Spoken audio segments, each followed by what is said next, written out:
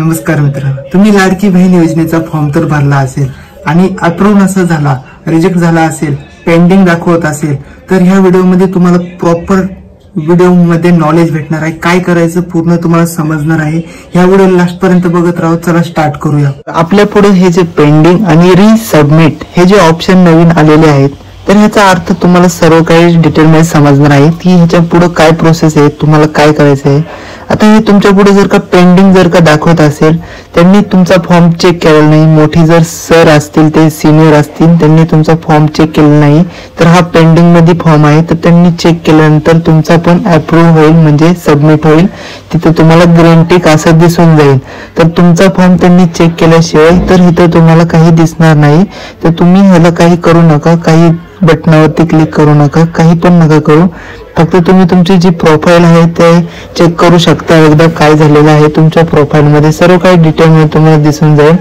बाकीचं तुम्हाला तर तुमचे फोटो वगैरे तुम्हाला दिसत आहेत, तर बाजूला तुम्ही बघू शकता, डाव्या साईडला तुम्हाला तुमचे फोटो दिसून जाईल.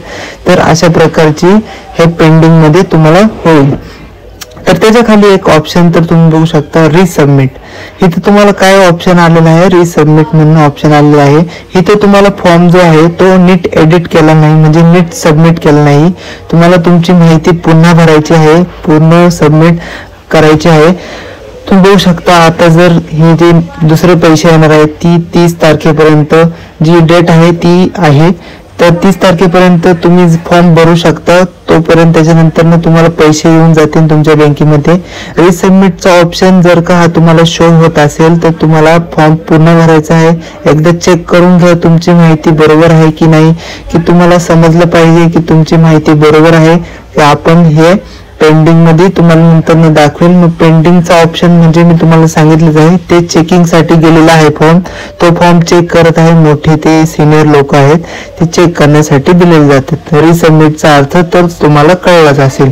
तर तुम्ही नेक्स्ट स्टेप बघू शकता काय आहे. अशा प्रकारे तुम्हाला अप्रूव्ह झालेले दिसतील, ग्रीन टिक झालेले दिसेल, अप्रूव्ह, तुमचा फॉर्म बरोबर आहे.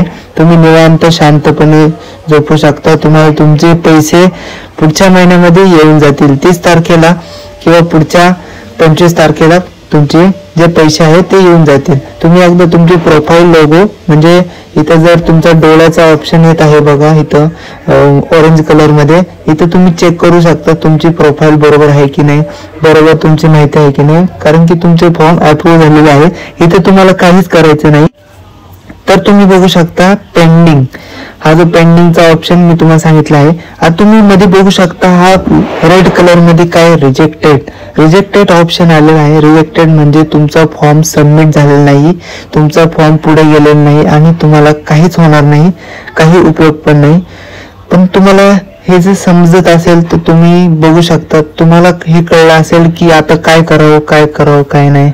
तर तुम्हाला काय करायचं आहे, तुम्ही जिथं आता जिथं ऑफलाईन जे फॉर्म भरत आहेत लोक, तर तुम्हाला तिथे जायचं आहे, ऑफिस मध्ये जायचं आहे, विचारायचं आहे माझा फॉर्म रिजेक्ट झाला आहे. ते तुम्हाला त्याच्या पुढची माहिती सर्व काही डिटेल मध्ये सांगून देतील. तर तुम्हाला मी सर्व काही डिटेल मध्ये सांगितलं आहे. तर तुम्हाला काहीच करायचं नाही. रिजेक्टेड जर का आला असेल तर तुमचा फॉर्म पुढे जाऊ शकत नाही, तुमचं काहीच होणार नाही.